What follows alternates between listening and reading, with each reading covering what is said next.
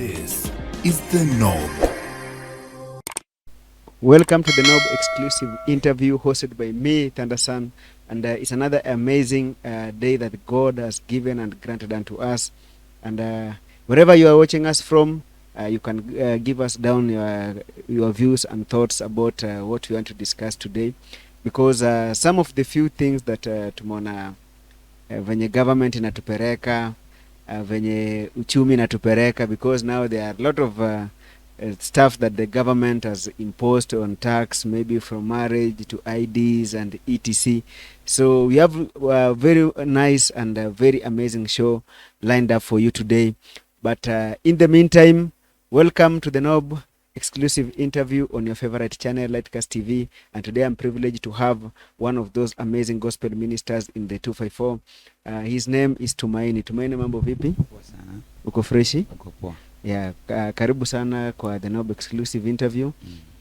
This is whereby everybody is somebody.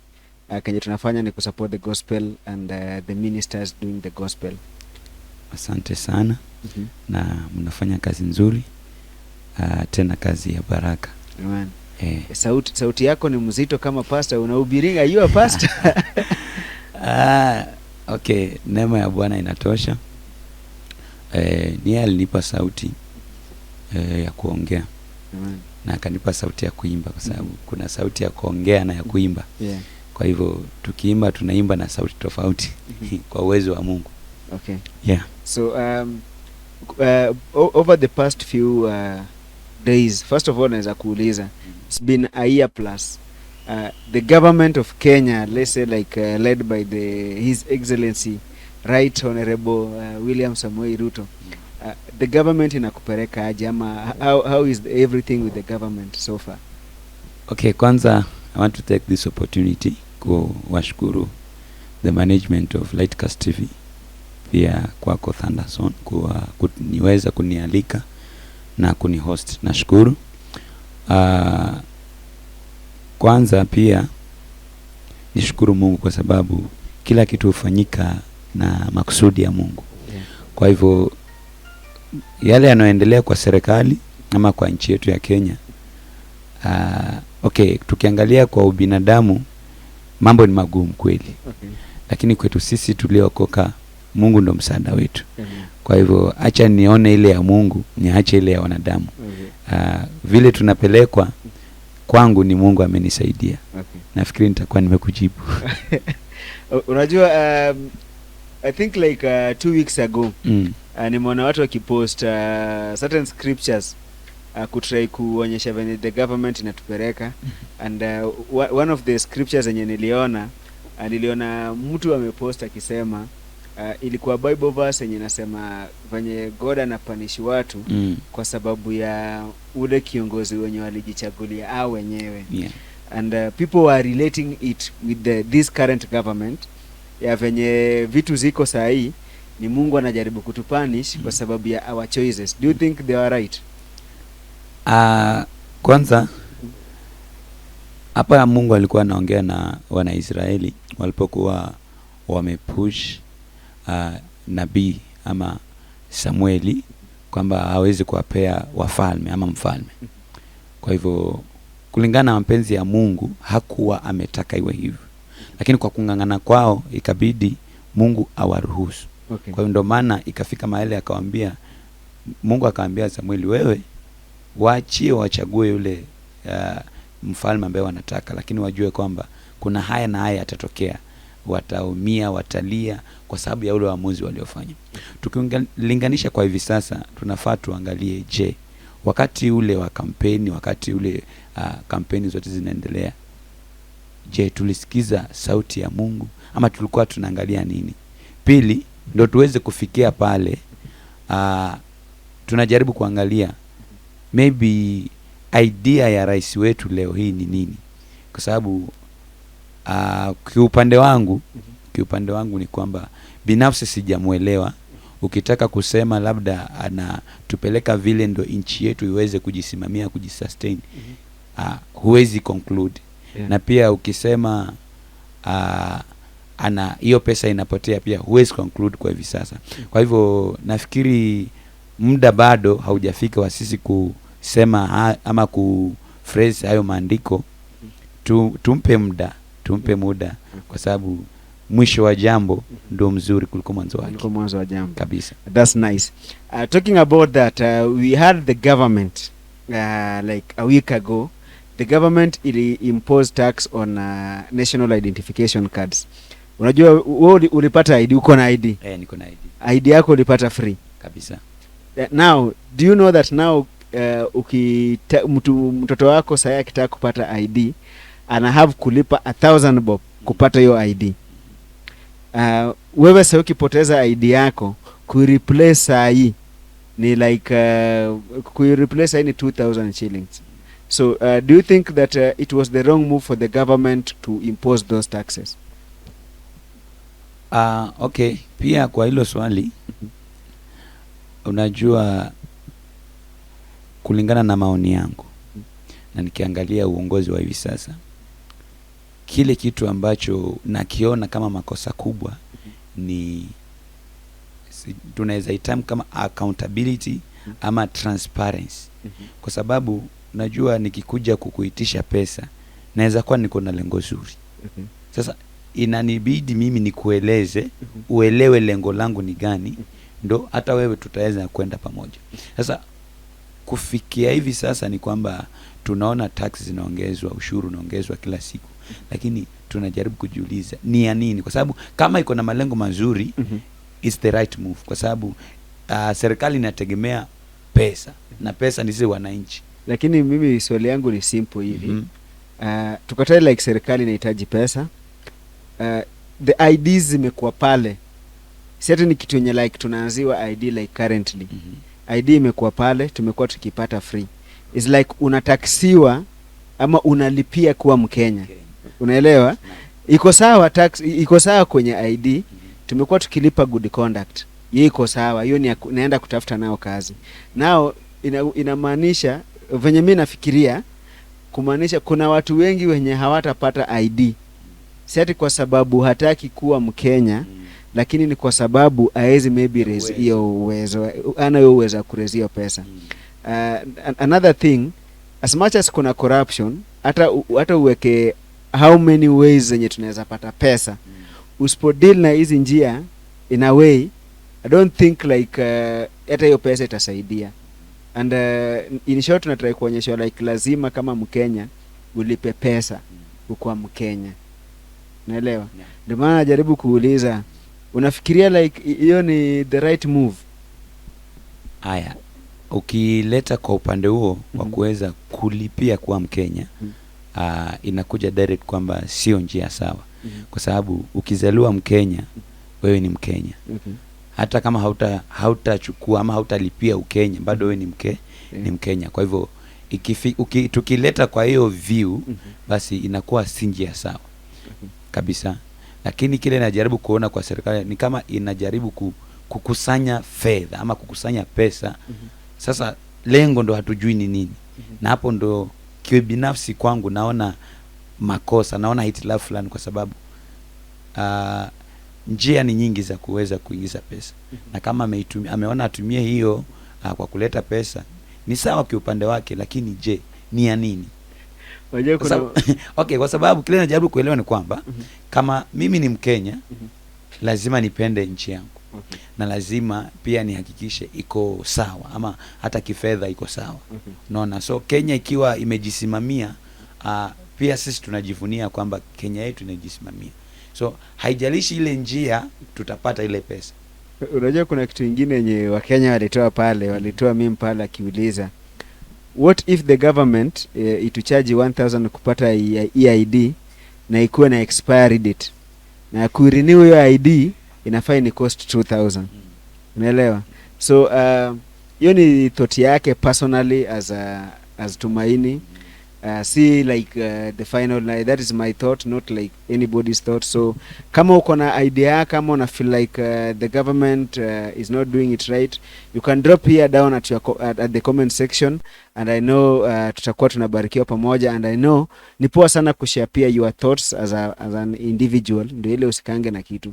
And on that note of thoughts, ni nini unakuanga nayo, ni misconception gani ama ni idea gani unakuanga nayo kwa akili that seme kama kuna hizi ma theories, kuna zile theory fulani yenye mtu unakuanga nayo maybe yenye mtu akisikia anaona like ni kama si kitu poa ama anaona ni kama uongo. Kama nitajua hii niko nayo ni misconception, basi sitaenda nayo. Okay. Misconception ni ile kitu kwamba mimi naamini ni ukweli, lakini mtu mwingine ndo anajua kabisa ile kitu ni uongo. Ni uongo. Sasa ukiniambia nikwambie misconception, unanichanganya kidogo kwa sababu kama nimejua ni misconception, sasa niko nayo kivipi? Kwa hivyo inaweza kuwa kwangu ni ukweli, kwa mwingine ndio misconception. Yeah. Sasa inakuwa ngumu wewe kujua wewe mwenyewe kwamba ni misconception. Kwa mfano kama tutumie tu njia ya Ukristo, kwa mfano mchungaji wako ni nabii wa uongo. So wewe ukienda pale, wewe hauelewi kama ni nabii wa uongo. Unajua kwamba yule ni mtumishi wa Mungu. Mwingine ndo anaona yule ni nabii wa uongo. Na so, umeongelea story ya nabii wa uongo, nikasema nikuulize another question. Do you think there are false prophets, and how do you identify that this is a false prophet? Hata si swala la kufikiria, ni swala la ukweli. Kwa sababu maandiko yako wazi kwamba siku zaje ambao manabii wa uongo watatawala na watakuwa wengi. Na kwa hivi sasa iko wazi kwamba manabii wako kila mahali, na ile cha kushangaza ni kwamba hawajajificha, wako wazi. So kujua, na naamini umeuliza hilo swali kama utajuaje. Yeah. Na kuweza kujua nabii ni wa ukweli ama ni wa uongo. Nimekuwa nikifunza ama nikipitia somo linaloitwa spiritual intelligence. Okay. Ama spiritual alertness. Kwa macho hayo huwezi jua, kwa sababu wanakuja kwa njia ya kiungu. Watakuwa na kanisa zuri, watakuwa na madhabahu, hata watakuwa unasikia kuna wengine wanaimba nyimbo za sifa zenye zinasifu Mungu. Lakini kuna unabii wa mwenye mchungaji ni nabii wa uongo. So inahitaji spiritual intelligence ama spiritual alertness ndo iweze kukusaidia. Na hii spiritual alertness kuipata ni kwa kusoma maandiko na kuomba. Hayo mambo mawili muhimu sana. So tuseme kama mimi nimeokoka jana, nimekuja kwa kanisa, so ni kumaanisha before nigundue nabii wa uongo itanichukua muda. Ni kweli? Okay, that's very nice. So at least kuna wale senye yako pale nje amesikia, na Kenya think unataka kusema ni mtu afai kuwa tu any church for the sake ati unaona hii kanisa iko sawa ama ni aje ama nini. So on that note pia kutoenda any church, how will I know that now this church that I'm going, usisahau nimeokoka jana, ndio sasa nimepata wokovu. Mimi bado ni mchanga kwa wokovu, nimeokoka jana, ndajuaje like hii kanisa ndio iko na Mungu ukweli? Na usisahau nimetoka kwa dunia wenye sijui anything about the church, and without knowing if I go to another wrong church, naweza backslide, naweza rudi nyuma, nijipate bado niko back to the streets, ama kama nilikuwa na pesa nipata pesa yangu imeisha, kwa maana the false prophet wamekula pesa yangu. So how do I identify the church with the true doctrine? Naam, kwa young Christians ama kwa mfano mwenye ameokoka jana na anatafuta kanisa, njia rahisi, ile ya rahisi na ya kibinadamu ni kwanza, nini kimekuongoza ukaokoka? Ni nani amekusaidia? Kwa sababu huwezi okoka tu, huwezi amka ukaokoka, lazima kuna mtu amehusika ndio ukaokoka. Kwa hivyo kama umehusika na ukaokoka, yule mwenye amekusaidia, kwa nini asikusaidie kupata kanisa? Unajua kuna wale wa injilisti wale wanafanya door to door, like hawayuko kwa kanisa. Sijama unaelewa? Kuna zile kuna time yenye mimi nilikuwa naamka kama naamkanga na napata kwa mlango kuna mtu anabisha pale kidogo. Kwa maana wanataka kunifanyia evangelism. Okay? So huyo mtu hana chacha hapa, ama kanisa lao liko mbali. Ni evangelism tu amekuja kufanya. So mimi nimepata fursa ya nimeshaokoka, lakini sasa siwezi enda kanisa ya wale juu maybe iko mbali. Sasa mimi mali niko stranded. Ndajua aje like the right church to go to? Naam, so kile nilikuwa naeleza ni kwamba hata mimi nikuja kukusaidia upate wokovu, haimaanishi ni lazima uje kwa kanisa ile naenda. Lakini ile muhimu ni kwamba, kwa sababu maandiko inaeleza kwamba lazima mtu awe na baba, na baba ni yule ambaye anakuingiza kwa wokovu.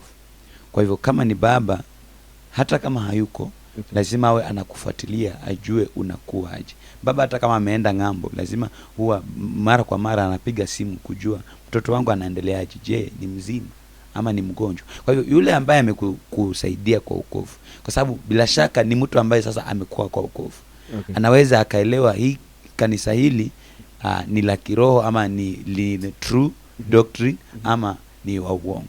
So huyo anakuwa kama baba, kwa hata kama ako mbali atakupea direction na atakupa mwelekeo mzuri. Swali about baba. Watu wengi wamekuwa na swali wakijiuliza about the spiritual father. First of all, question nilipata, mtu alikuwa mpost pale Facebook, anauliza is there a spiritual father in the Bible? Kuna the term spiritual father in the Bible? Naam, spiritual father in the Bible, ama tu ni term yenye watu walikamtua hapo nayo. Aja nisiingie sana, lakini ile iko ni kwamba kwa sababu siwezi kuwa nimeshika Biblia yote, siwezi, lakini ile kitu ni kwamba hata kama hiyo term haiko, lakini the Bible supports it. The Bible supports it, kwa sababu tukiangalia Mtume Paulo amefanya kazi nyingi na amekuwa kama baba wa yale makanisa ambayo alikuwa ameyashikilia. Unajua tena stona kuuliza about a spiritual father. Kuna mtu alikuwa na reason out na akasema, ukiangalia the meaning of a spiritual father, your father, your biological father is a spiritual father. Unaget?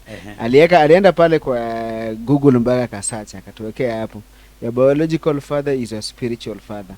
Na kauliza, if you have a spiritual father, where did the spirit live your spiritual father?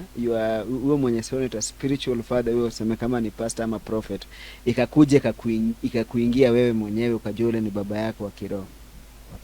Naam, kwa mwenye anasema your biological father ni your spiritual father, what of wewe ndio umeokoka, babako hajaokoka, anakuwa aje your spiritual father? That is one, lazima ujiulize. Two, kupata spiritual father si kazi ngumu, na si eti unahamisha spirit kule na kuingia ndo ujue. Ile kitu ni kwamba yule anayekuguide kwa salvation, he or she, na sasa because ni father, he becomes your spiritual father. Kama he becomes your mentor in the matters of spiritual. So hata Biblia ikisema enyi watoto watiini wazazi wenu katika Bwana, it deals with the two kinds of parents, both the spiritual and the physical. Yeah. Unajua kuna watu wengi sana wanataka kujua more about the spirits, and maybe waje para time, of which I think one of these fine days tunaweza kaa naye hapa na maybe another minister tuchambue more about spirituality, because there's a lot in the spiritual world that hatujai discover na hatujai ongelelea, and I know and I'm double sure that issues with the spirits kumekuwa na story mob sana. Watu wengi wangetamani sana kujua hiyo stories. Yeah, so we'll be having one of those moments and one of those days that we'll be sharing about that. And tumeanza show sana na kwa mpigo sana, hata tujajua like about Tumaini, hatujajua jina yako. Yeah. So nataka turudi sasa, tuanze kuenda pole pole, okay? So Tumaini, why the name Samuel Tumaini? Naam, mwanzo kabisa jina kule kwetu, sijui kwa wengine, lakini kwetu jina linapeanwa na mzazi. Na I'm sorry kwa sababu okay, nilipojua naitwa Tumaini, labda ilikuja tu mimi ni Tumaini, sikutaka kuuliza wazazi mbona wakaniita Tumaini. Okay. Lakini ile kitu iko ni kwamba baadaye nimekuja kuanza kuona dalili kwamba kuna kitu chenye wazazi wana expect kutoka kwangu.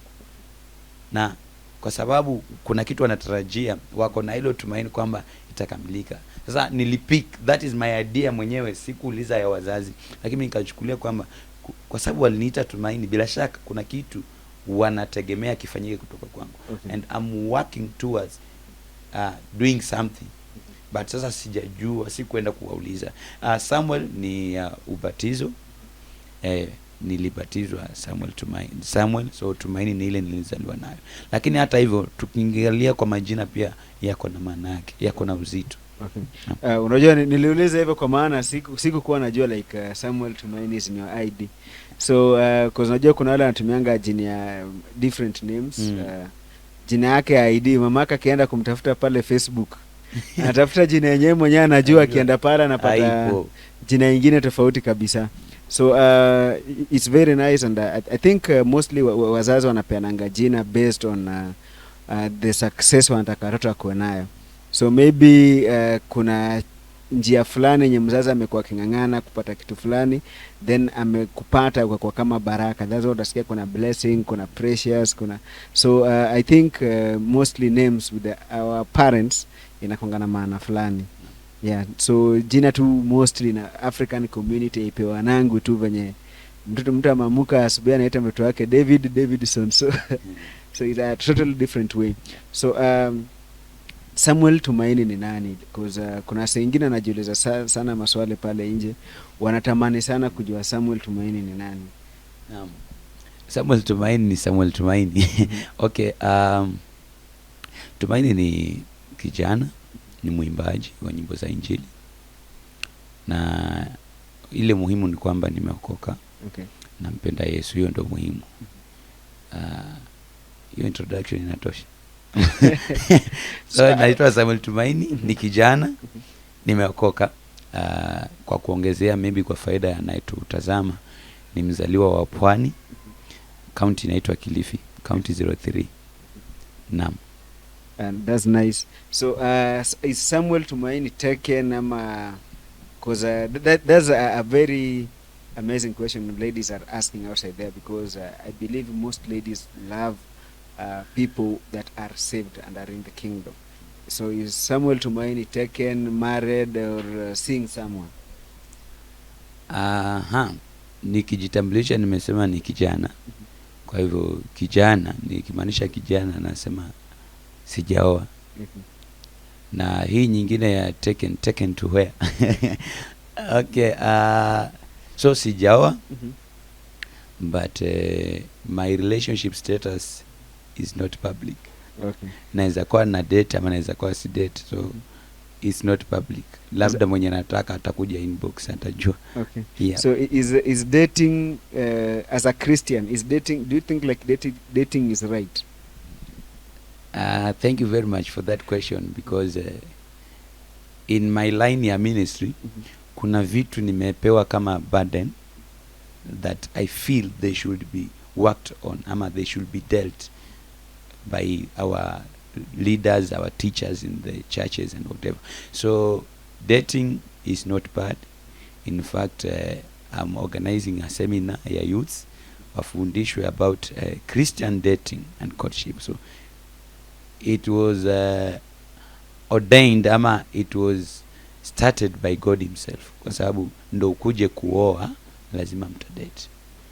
The only bad part of dating is what you do in that period you are dating, but dating is not bad. Dating is not bad. Not bad. Tukiendelea in a Christian context, do you think is there any dating like in the word? The word dating like in the Bible is not in the Bible. But okay, the Bible itself kuna vitu mingi haijataja directly, but it has mentioned them. For example, dating is not there in the Bible. Yes. But there is room for marriage. So kama imesema marriage, Bible will instruct marriage. Sasa hii story ya marriage ni kubwa, lakini ile kitu iko in the current world. Why dating? Siwezi kuenda pale nje nikaona mwanadada nikamchukua nikamuoa. inaweza jipata kwa mesi yenye siko yenye Mungu hako amenipangia. That's why we allow dating, because dating is like a courtship at some point. Unajua like the way I understand in the Bible, like marriage ulikuwa unapewa mtu wa kuoa, just the same like in the African tradition. Ulikuwa unaambiwa unabukiwa ule ndiye atakuwa wako as you grow. But right now ukiangalia now when we try to compare those unapata ule mwenye ulijitafutia mnaachana mbaya sana. Naam. And on that note, umesema story na courtship and dating. There's a slight question that I also want to ask you and maybe ministers ule pastor ako pale nje na to watch. If we are saying that dating maybe is the right way to marriage, why is it that there's divorce after maybe a marriage, after a honeymoon, maybe after a week or a month after us tying the knot? What do you think can maybe what do you think like leads to all this? Naam, Mungu introduce mambo na marriage, one it was him to give. Okay.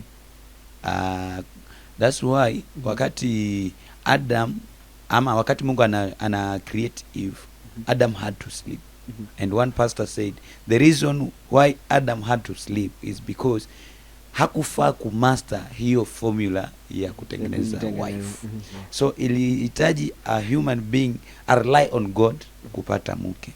And that is the right way according to the Bible, according to the initial plan of God. The problem today is because people, we lack that patience. Unaona, because at the age of 10 already people are dating. Na ukiwauliza watasema wako na lengo ya kufanya nini, ya kwa one of which is impossible. So because we lack that patience, now that is where sasa mambo na dating na courtship inaingilia. Now why dating for 1 year 6 months muoane mkuje mdivorce? Because one thing, there are two reasons that to my understanding I understand. One, inasababishwa na what you do during that period, because the reason for dating is not for showing love, but is for trying to know more about your partner. That is one. But kile tunataka kujua more na mambo ya sex, because people tend to have sex wakati wa hiyo dating, ama they tend to kuongea story nyingi za love, in that wanafunga macho, hawaoni red flags, wanaongozwa tu na love, na unapata wamedate, lakini the main reason ya kudate hawaiangalii, hawaifuatilii, because unapata watu wana date but ukimwambia huyu partner wako anakucheat, sasa badala a realize kwamba time ya dating ni kulan, afanye uchunguzi, yeye anaangalia love, anakataa kubelieve na anaendelea. So unapata hata mkuja kwa wana mlisha mess up, ile trust inaharibika, kwa sababu kama ulilala na mimi hatujaoana, nini nakuzuia sasa kwenda out of marriage? That is one of the reason. Two, acha ni shorten hiyo reason ya pili. The second reason, tunaweza amua tukue holy kwa our dating, tusifanye vitu fani paka tuoane, a holy marriage yenye hatukuwahi kufanya sex outside marriage. Now what makes us to divorce ni kuingia with ignorance, kwa kutojua, kwa sababu marriage ni plan ya Mungu, lakini kuna mtu anaifuatilia, always anataka waanguke. So ukisucceed kwa dating na ukivuka safely to the other side, what follows ni the enemy sasa anakungojea pale sasa kwa marriage yenyewe, akuje akugonge, na if you are not keen sasa utapata you are divorced. Okay. Yeah. Personally I think ni expectations na kill most marriages. That's my thought. In expectation in this manner, there's a way you expect your partner to be, there's a way I expect my partner to be, there's a way maybe your partner is also expecting you to be. So unapata nyinyi wote mmewekeana mshale. Unaona. And then also on the other side pia ni I think too much movies, too much hizo ma Afro cinema and everything kwenye unaona msana anafanywa the social media and everything. I think also those pia ni Kenya lead into all those, yeah. So back to your musical journey. So what inspires like your writing? Maybe Kenya na inspire maybe venye you do your gospel music, and at what time do you know that this is the right message to give out to the people? Now, most of the songs that I've recorded, mostly I don't write. Mostly ni wimbo inaletwa in mind, so nakaijua tu na Holy Spirit inakuja, then tunaenda studio. The timing is the Holy Spirit who knows. Kama ameniletea message that time, na kama it is the right time kuiproduce, hata resources zitapatikana. But unaweza pewa nyimbo na uweke kwa records na ikae for long, kwa sababu his time is not yet there. So wakati wimbo imetoka na if is time to be produced, unapata resources zenyewe tu zinajitokeza na tunafanya hiyo song inatoka. So it is guided by the Holy Spirit. So how do I know that this song is guided by the Holy Spirit and this song is not from the Spirit? Because just the way venye umesema, unajua unaweza pata idea, because I understand and know that si kila song that umepewa in that idea una recordingi. Kuna zingine uja record. So why do you know that this one is chosen by the Holy Spirit? If you want to know is chosen by the Holy Spirit, you have to ask yourself, are you spiritual alert? That is the main thing. Kwa sababu if you are not alert in the spirit, hata spirit akiongea hautawaijua kabisa. Okay, that's nice. So maybe there's a person watching you like right now, ako pale kwa street, ana tumaini, amekata tumaini. Oh, like ana hope. Wacha niseme hope. Je, nikisema tumaini nikaa ana wewe. Nikaa jina. Ana hope. Okay? Ako pale mtaani ana hope, like ajui njia gani ya kufuata wakati wenye anataka kwenda kurekodi pale. Ajui target, ajui maybe venye ataandika. Unaona? So unaweza mwambia aje? Hajui venye ataandika ama hajui vile atarekodi, kwa sababu hajui venye atarekodi. Kuna hata wanamuziki pale nje ako talented, lakini kuandika wimbo ni shida. But anajua kuimba. Anajua kuimba. Naam. Then kuna mwingine pia tu ako pale ame give up. Like alianza vitu hazija work out venye maybe alikuwa na expect, amekata tamaa. What is that advice that you can give that minister ama huyo msanii? Kwa mwenye ana uwezo wa kuimba lakini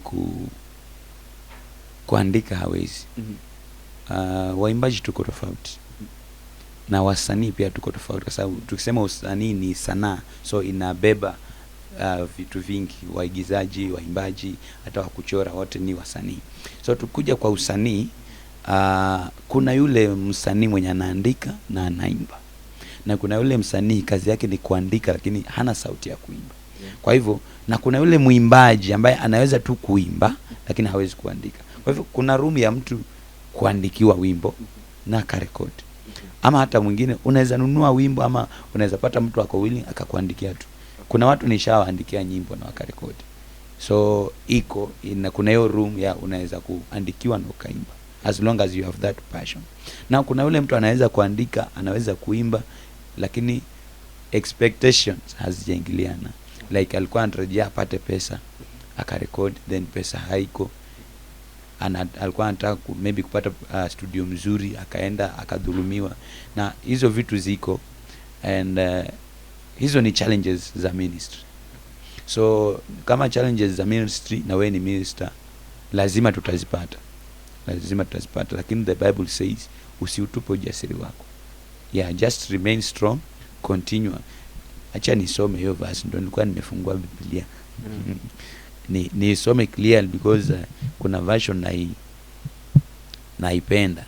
Hebrews 10:35.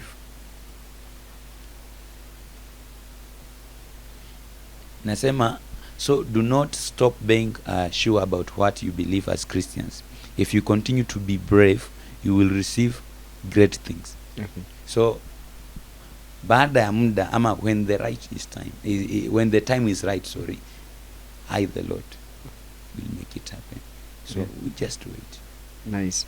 So kama mimi labda kuna mtu pale anataka kuandika ngoma na Tumaini, ama anataka kufanya ngoma na Tumaini, ama unataka uende kwa kanisa yake ufanye ministration, how much do you charge?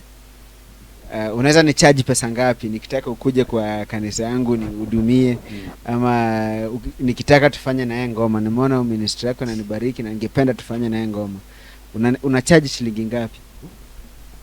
Naam, kwa charges acha niongelee charges afu nijiongee mwenyewe. Kama unataka kulipa mtu kama mwimbaji ama nini, one thing, kama mimi unataka kunilipa wewe kwanza binafsi, ndo nikwambie ile yangu, wewe umevalue ministry kwa milioni ngapi ama pesa ngapi? So to my side, mimi nikisema ile pesa unafaa kunilipa kwa ministry unafanya, you cannot pay, because ministry ya uimbaji ni kubwa na si cheap. So ministry ya uimbaji is the only ministry yenye haitawaisha, because hata preaching itaisha, but in heaven still ni uimbaji. So we carry the most expensive ministry. So tukisema ni kucharge hawezi lipa. So kwangu I do it as ministry. So kama umeniita nifanye huduma, mimi ukiniuliza charges nakwambia, and this is what I tell people, uko na Holy Spirit, uko na sound mind, and you are mature. So kwa nini nikwambie charges? Ukiona nafaa kuja niimbe na unaniambia Mungu akubariki, me I will come because it's my ministry. Ukiona nafaa milioni, nitachukua because umeamua unibariki. But nikianza ku exchange, ndo nikuje kwa minister lazima ufanye hiki na hiki, now that is business, that is not ministry. So in short, I do ministry. Charges, sina charges, lakini ukifeel nimefanya huduma unataka kuni appreciate, sitakata out of your own will. Lakini hata ukiniita nikuje niimbe na uniache nitembee mguu niende, my God will pay back. Nice. And talking about events, so thank you very much for everyone who is also tuning in and anatupatia pale comments. God bless you so much. And also on Tumaini, first of all, naweza appreciate sana for coming and showing us that massive support, and pia kukua blessing to other people. Tukianza show, tukianza show, kuna time ulituambia about spiritual fathers. First of all, do you have a mentor musically, or do you have a mentor spiritually, and who is your mentor and why? Now, in ministry, we tend to have mentors. So generally in ministry, my pastor is my mentor. In music, si rahisi kupata mentor nowadays, because even most of the great ministers wamejichanganya mambo mengi. So it takes mtu akuwe very keen kwanza, usome mtu mwelewe ndo mruhusu akuwe mentor. But again, mentorship is broad.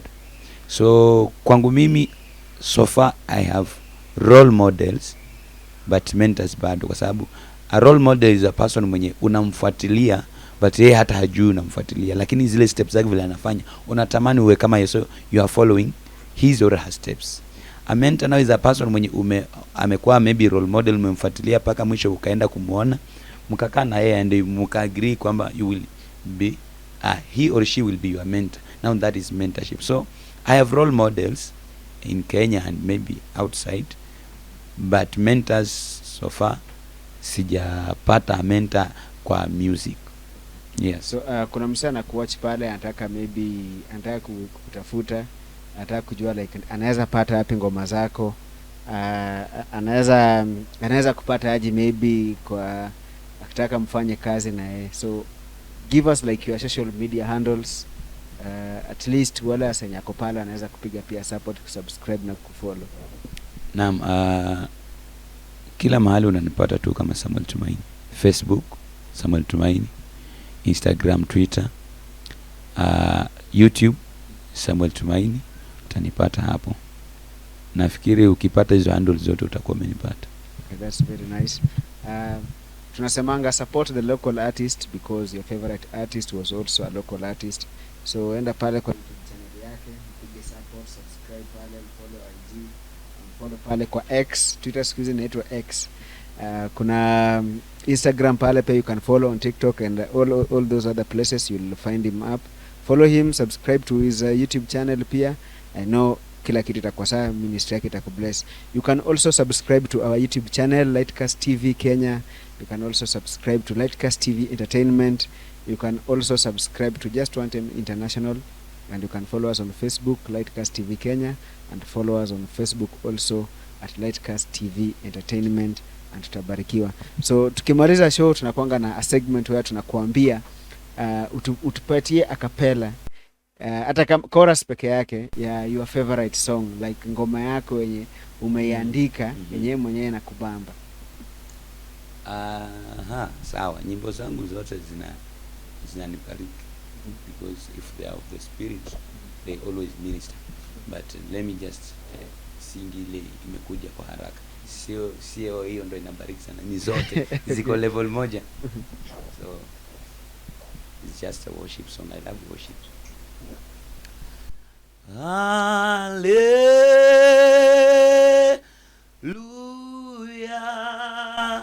hallelujah, hallelujah, hallelujah,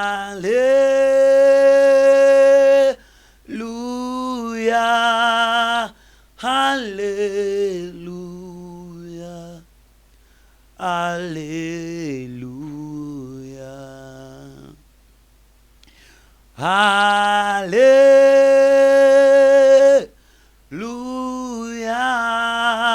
hallelujah, hallelujah. We worship you, we worship you, we worship you, we worship you, we worship you, we worship you. Umenipa lugha ya siri, nikuombe wewe kwa siri. Umenipa lugha ya siri, nikuombe wewe kwa siri. Nisiogope maana wanielewa, nisiogope maana wanielewa.